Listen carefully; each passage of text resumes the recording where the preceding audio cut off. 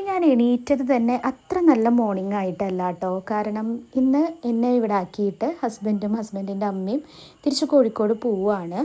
അപ്പോൾ ഞാനും ബേബിയും ഇനി ഇവിടെയാണ് ഒരു 3 മന്തോളം.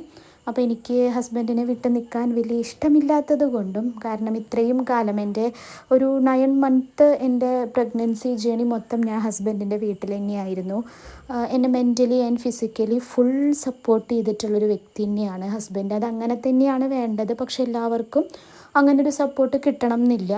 അപ്പോൾ പെട്ടെന്ന് ആൾ ഇനി കുറച്ച് ഡിസ്റ്റൻസ് ഇട്ടിട്ടാണല്ലോ വന്ന് കാണുക എന്നൊക്കെയുള്ള ഒരു സങ്കടത്തിലാണ് ഞാൻ ഇന്നലെ ഇവിടെ വന്നത് മുതൽ.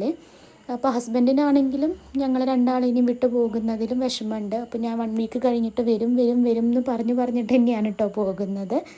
അങ്ങനെ അവർ രാവിലെ ചായയൊക്കെ കുടിച്ചിട്ട് പോയി. അപ്പോൾ അവർ പോയതിന് ശേഷമാണ് ഞാൻ എൻ്റെ കുളിയൊക്കെ പാസ്സാക്കി കഞ്ഞിയൊക്കെ കുടിച്ചത് കേട്ടോ.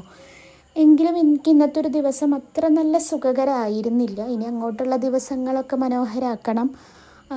ഇന്നൊരു വിഷമം പിടിച്ച ദിവസം തന്നെയായിരുന്നു. അങ്ങനെ മാമൻ്റെ വീട്ടിലെ ഫസ്റ്റ് ഡേ